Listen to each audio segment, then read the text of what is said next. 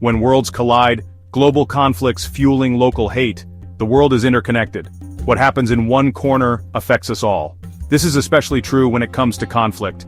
International conflicts don't stay confined to distant borders. They seep into our lives, often in ugly ways. We see a rise in racism, prejudice, and discrimination right here at home. The Israel-Palestine conflict is a prime example of this. It's a conflict that evokes strong emotions. Unfortunately, these emotions often spill over into hatred and bigotry. This conflict is incredibly complex, but its impact on American society is undeniable.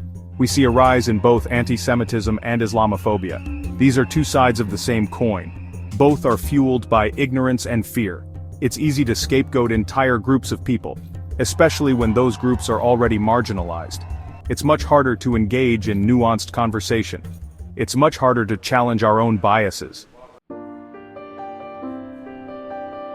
The Israel-Palestine conflict is a powder keg. It's been simmering for decades, and it periodically explodes into violence. Each flare-up sends shockwaves across the globe.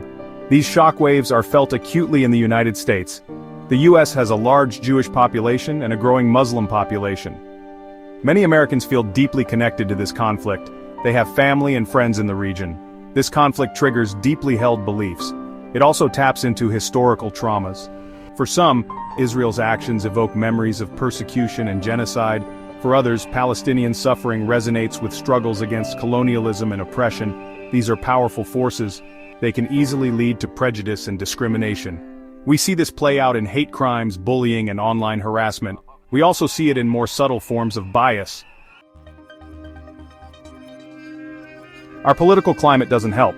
The U.S. is starkly divided along partisan lines. This polarization seeps into every aspect of American life. The Israel-Palestine conflict is no exception. Politicians often exploit this conflict. They use it to score points and demonize their opponents. This only serves to deepen divisions. It makes it harder to have a productive conversation. The media also plays a role. News coverage of the conflict is often biased. It tends to simplify a complex issue.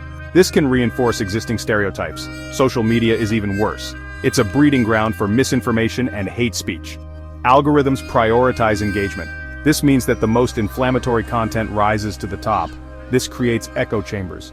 People are only exposed to information that confirms their existing beliefs. The Israel-Palestine conflict is a tragedy. It's a conflict with no easy answers. But one thing is clear. Hatred and bigotry are never the answer. We must resist the urge to scapegoat and demonize. We must challenge our own biases. We must engage in difficult conversations with empathy and respect. Education is crucial. We need to understand the historical context of this conflict. We need to learn about the narratives of both sides. We also need to be critical consumers of information. We need to be wary of media bias and propaganda. We need to seek out diverse perspectives.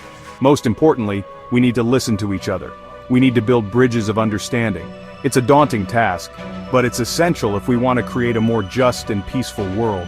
Remember, peace begins with each of us. Let's choose understanding over hate.